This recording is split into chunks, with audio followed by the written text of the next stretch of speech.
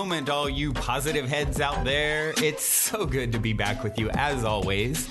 If you're new to this podcast, of course, we are super happy to have you here. And we just ask that you bring an open mind and an open heart to your listening experience. And to be prepared to explore vantage points that I'm convinced will help shift or solidify your current understanding of the ultimate nature of reality. While listening, you will be exposed to inspiring, empowering, and unifying perspectives that I'm highly confident will yield stellar results in your life if you opt to try them on for size. Also, if you're a longtime P-Head listener, you know I have been diligently working on producing episodes for my new late-night style, consciousness-elevating video talk show, Optimistic.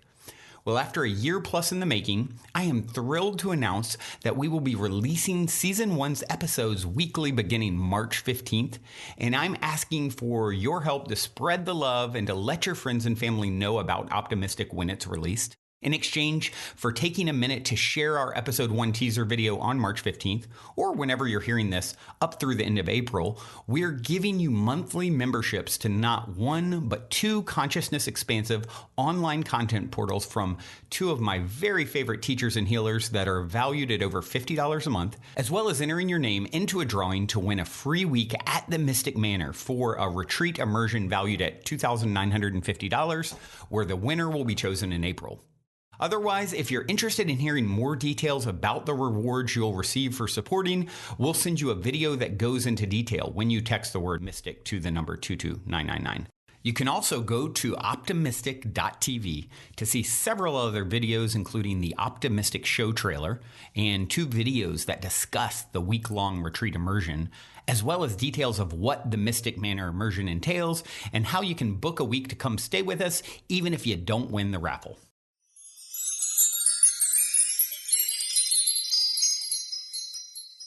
All right, all you positive heads, welcome, welcome. Here we grow again. It is a magical Monday here in the studio. So grateful to be back with you guys again. I really enjoy and value my solo episodes these days because, I don't get quite as many of them as I used to. And, it's just really nice to get the opportunity to connect and do anything that I want without having to consider another person. Although, of course, I love my soul share interviews and having co-hosts and all of that too. It's all good and variety is all good. And so what will I do with today's episode, you ask? Well, funny you should ask because I got to do something. And what I was thinking about is I was actually talking this weekend with some people, my partner and a few other people who came up this whole idea of angel communication and angel stories. And we had some cool things, little things happen, nothing major, but I was thinking of a while back, a pretty blatant angel kind of communication that I had. And so I was telling that story for the first time in a minute, and I've told it on the show too. It's just been a while. And then I was looking and I found on our bookshelf, and I'm not even sure where the book came from, a book called The Big Book of Angel Stories. So it's a book by Jenny Smedley. And I just thought, you know what? I haven't read in a while. I love a good story. I know you guys love good stories too. So I'm going to read a little bit from the Big Book of Angel Stories by Jenny Smedley. I'm going to choose some random. They're all shorter stories, and a little story time on this Magic Monday.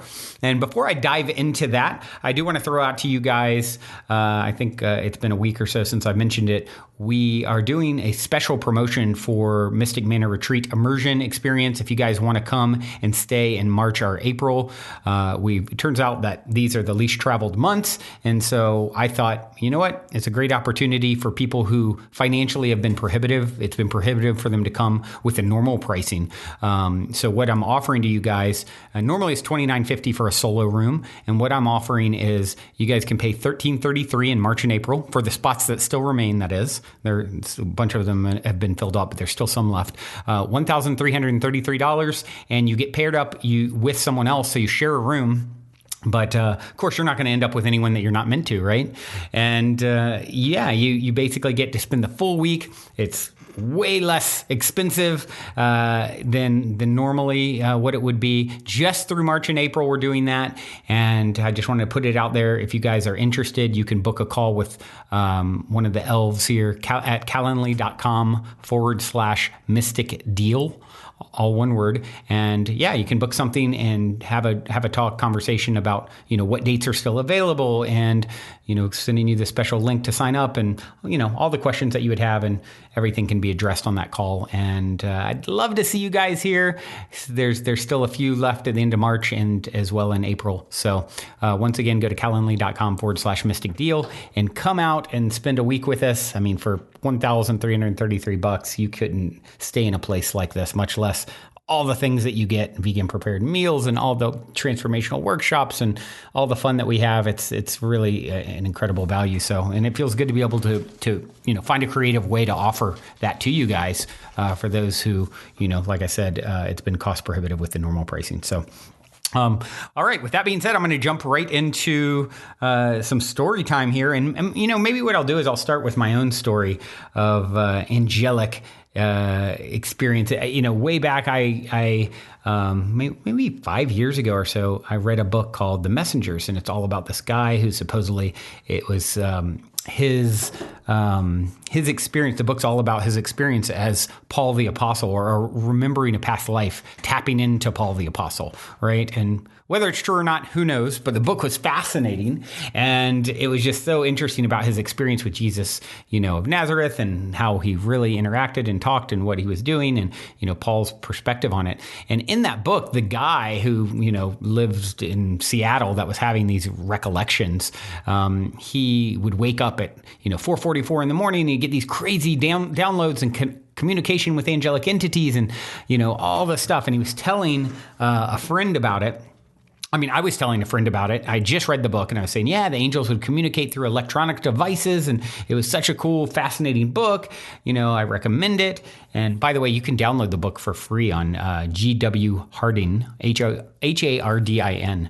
You can download The Messengers, that book for free if you want to read it. And I was telling my friend that. I was like, yeah, it was really good. You should check it out. And these angelic entities would communicate with him regularly throughout, the story.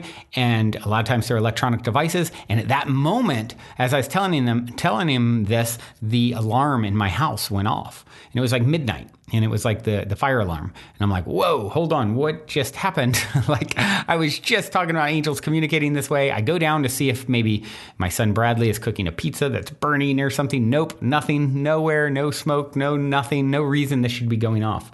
And so fast forward maybe, 4 hours or so. I was up really late that night, and I was up with my friend, and then someone tagged me on a Facebook post, something about angels, and I said, oh, look, I just got tagged with something about angels now. And right as I said that, the alarm went off in the house again. So yeah, that was a pretty wild experience, as you can imagine. Haven't had anything that dramatic since, but yeah, I've heard, along the way, of course, on Positive Head, I hear so many cool stories, and some of them seem like, entities that are getting one recently, actually, an entity that showed up for someone and helped them, on their travels and knows things about them, and et cetera, et cetera. And I just find that such a fascinating thing. There's so many of these stories, and I haven't even read this big book of angel stories here. I'm just going to randomly pick. They're all relatively short stories, and I'm gonna just pick a few and read them, and let's hope the angels lead us to some fun ones, right? This one is called Maggie's Story, and here we go. Way back in the early 1980s, I was working late nights in a milk bar in Perth, Australia. No ordinary milk bar, mind you. We offered wonderful ice cream concoctions by the names of Merry Widow, Palooka, Sunset Dreams, and heaps more. The American Navy had just begun its stops in Perth for R&R, so this Saturday evening we were really busy, and I did not get away until after 1 a.m. Now, usually I would have gotten a cab home, but with all those sailors lined up and waiting for cabs, I decided it would be quicker to walk. Hey, it was only around 40 minutes, and the night was warm and gorgeous. But it soon became apparent that I was being followed. I crossed the street, and so did he. I ran, he ran. He was so close at all times, roughly 10 to 15 feet away. I could see him clearly at all times. This must have given him a real buzz. About halfway home, I got to the causeway, a bridge that spans the Swan River. Ahead of me was a huge dark park area, and by this time I was in a real panic mode. I remember shouting, "Hey God, anytime now, help." A cab drew up next to me, the other side of the metal railings. It was driving into oncoming traffic, and the driver didn't seem aware that anything was unusual and that the passenger door was on the wrong side. The driver reached across, opened the door, and said, "Margaret, get in."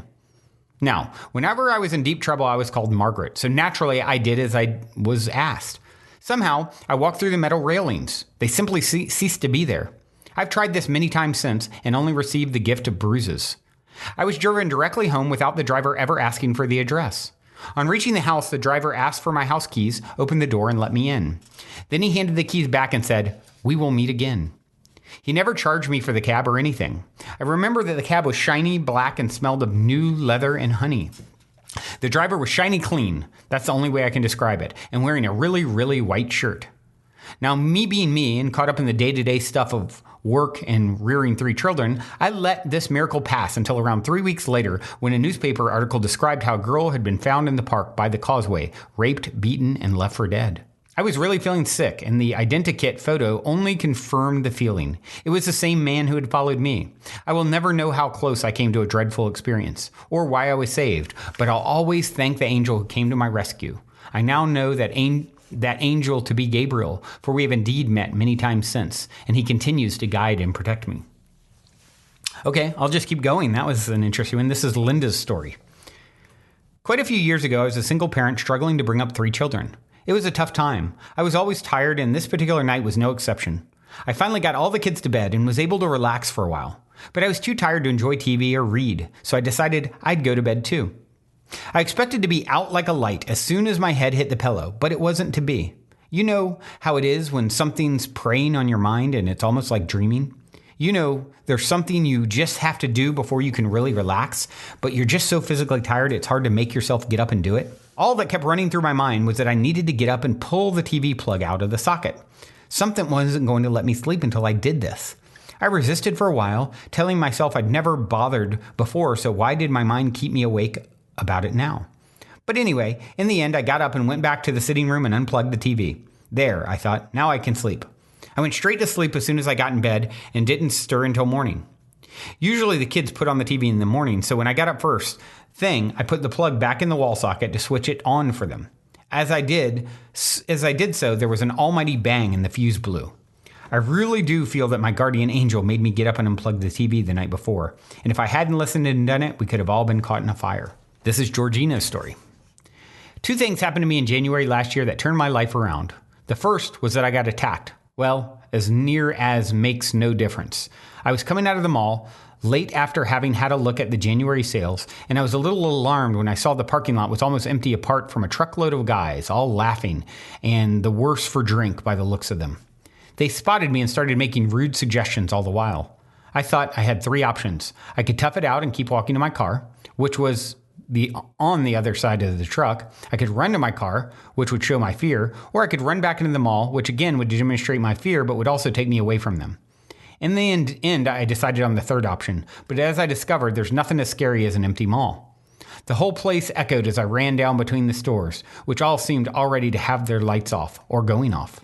All the staff must have been leaving by back doors because I didn't see anyone, least of all a security guard. When someone grabbed me from behind, I started screaming. Next thing I knew, I was surrounded by the truck guys, and they were all grabbing a piece. I don't know how far they intended to go, but when I found myself being lifted bodily, I started yelling for God to help me. They started carrying me over their heads like some sort of weird trophy back out to their truck. I knew if they got me in there, I'd be finished. As they charged across the lot, whooping, I suddenly went cold. I wanted my mom. Mom and I hadn't spoke since she'd left my dad. I couldn't forgive her for ages. And then, when I could, it seemed like it was too late, as she wouldn't answer my calls. I didn't know if she was mad at me or if she just figured I wanted to badmouth her and couldn't handle it. Either way, we hadn't spoken in months and months. But right at that moment, a little voice in my head told me she was the one I should call for, not God. Mom, Mom. I started yelling, "Help me." No one took any notice because the parking lot was still empty, save my car and their truck. We reached the truck and they started bundling me inside. At that moment, I saw a car pull into the lot, and I couldn't believe it was the same model and color as my mom's car. It parked right next to my car on the far side of the men's truck, and it sat there, large as life. "Mom," I screamed. "Mom, it's me." That made the men pause, and there we were, with me halfway into the truck and what looked like my mom's car just sitting there. The car door opened and my mom stepped out. She held her cell phone in her hand and was saying loudly, "So, officer, you'll be here in 2 minutes, you say?" Just like that, the men dropped me and I hit the ground hard, winding myself. My mom ran over to me and fell down on her knees and hugged me. It seemed like she'd missed me as much as I'd missed her, only we'd both been too dumb to do anything about it. We sat there on the ground rocking. She told me later she'd been driving home along a highway about 500 yards from the mall. She had her windows up and the radio playing, but she said suddenly in her head she had heard a voice. It had said, "Listen." She had turned the radio off and opened a window, and then she heard me calling for her. Somehow she had known where I was, and next thing, she was saving me.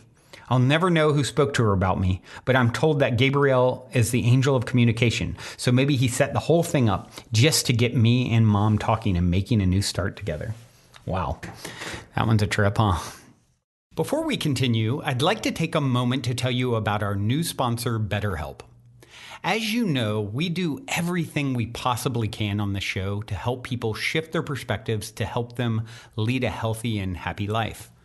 That being said, sometimes we really just need someone to talk to directly that can help us navigate whatever challenge we're going through at that time. And if you're at that point in your life currently, BetterHelp makes this process super convenient by connecting you with a professional counselor in a safe and private environment, either on video, phone, or via text chats. BetterHelp has licensed therapists that specialize in almost any scenario you may be struggling with, such as depression, anxiety, grief, trauma, or relationship issues. And if you don't like the counselor you get assigned for any reason, you can request a new one at any time. Best of all, not only is it a convenient option, it's also affordable. And if you use the code POSITIVEHEAD, it's even more affordable because you get 10% off your first month. So if you're hearing this and you get the feeling that one of BetterHelp's 3,000 licensed therapists could help get you to where you want and deserve to be mentally, head over to betterhelp.com/positivehead and be sure to use the discount code POSITIVEHEAD, all one word, to get 10% off your first month.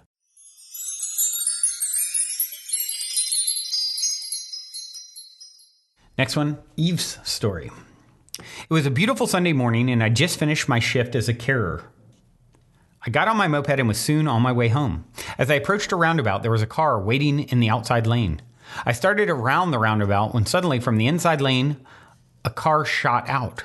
The car on my outside must have hidden me from the driver's view. There was no way it could not hit me. I closed my eyes and waited for the impact. I was sure this was the end, but nothing.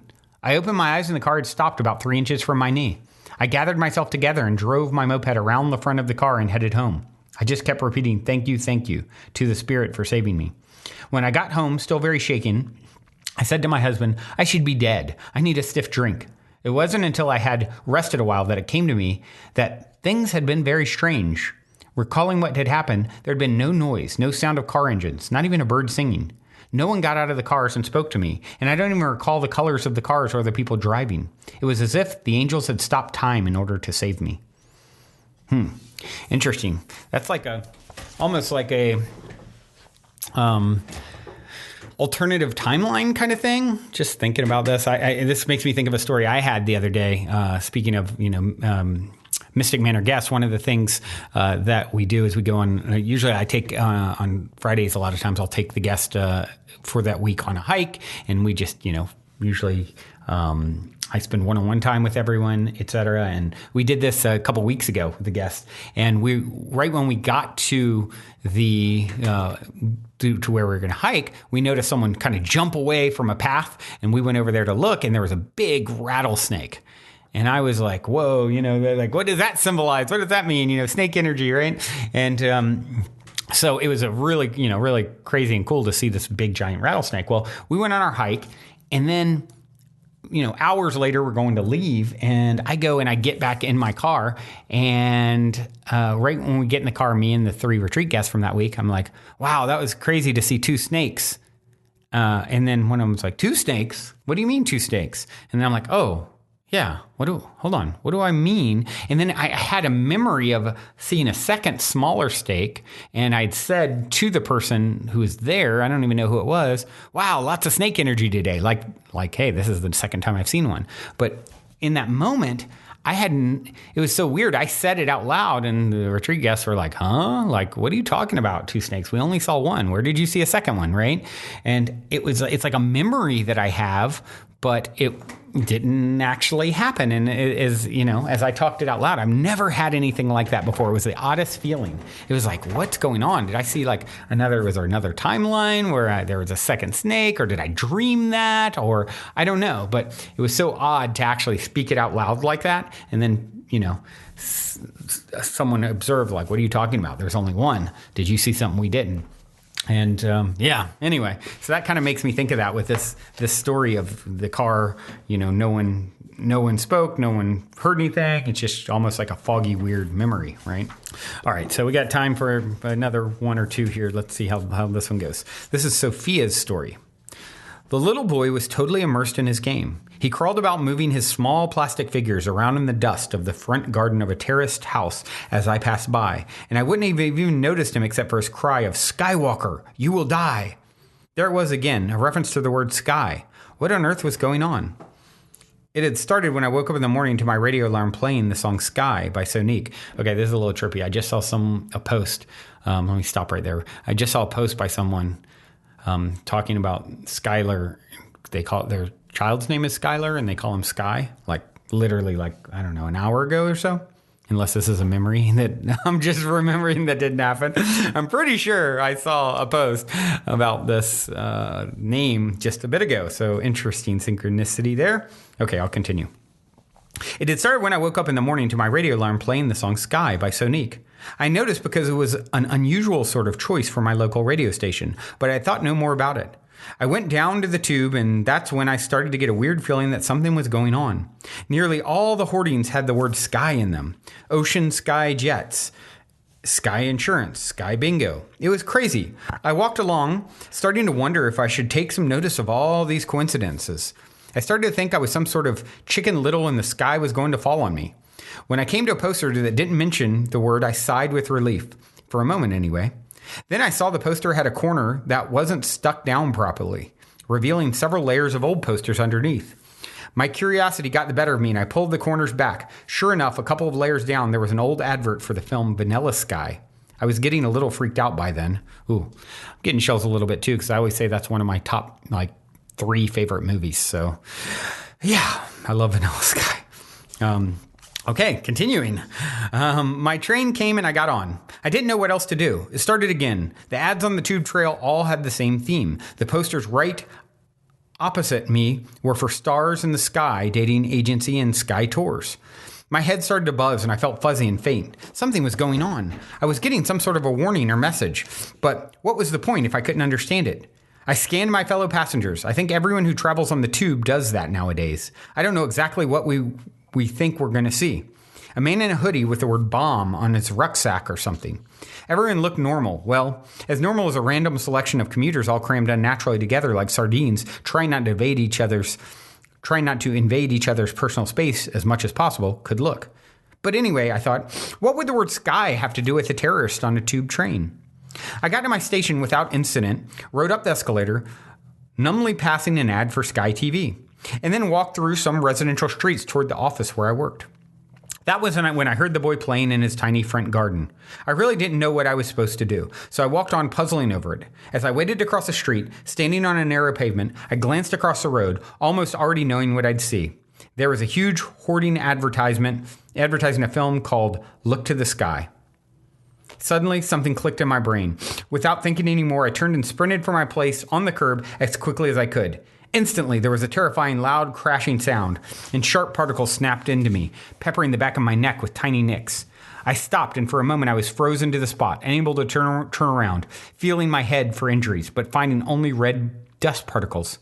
Eventually, as silence fell, I turned around. There on the pavement where I'd been standing, and scattered all over the road I'd been about to cross, were the remains of a large Victorian chimney pot. I looked up and saw 3 stories above me, the snapped-off remains of the stack. Apart from the tiny nicks, I was unharmed. If I hadn't moved fast, the pot would have hit me on the head, and I'm pretty sure I would have been lying there dead right now. More red dust floated in front of me on the air, and I stared at the swirling shapes incredulously as the cloud seemed to form the shape of two outstretched wings. Is it possible that my guardian angel knew exactly where I'd be standing and exactly what time?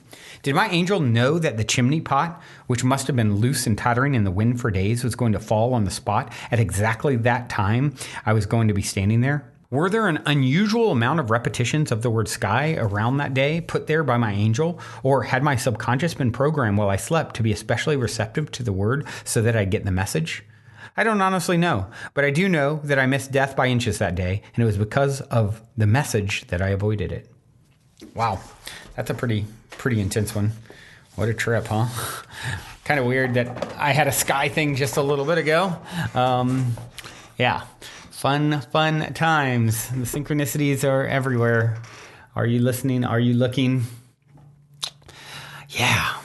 So with that being said, may all of your angels be with you today, this day, every day, as you continue to navigate this wild, wacky, weird 3D reality we find ourselves in. Couldn't be happier to be stuck in it with you guys, or chosen to be in it with you guys. However you look at it. Either way, this is it for today. Maybe I'll read from this book again sometimes. This was fun. The Big Book of Angel Stories by Jenny Smedley. Hope you guys enjoyed. And yeah, remember to reach out if you're interested in coming to the Mystic Manor. We'd love to see you in March or April. Just sign up at calendly.com/mystic deal to set up a call. That being said, journey well everyone. Until next time, love you all so much. And if you're feeling the call to come for a week retreat-style Mystic Manor immersion, remember to go now and book your time to speak with me directly about stepping into the optimistic vortex at calendly.com/talkwithbrandon while there are still spots left. Otherwise, I look forward to co-creating magic with you at the Mystic Manor.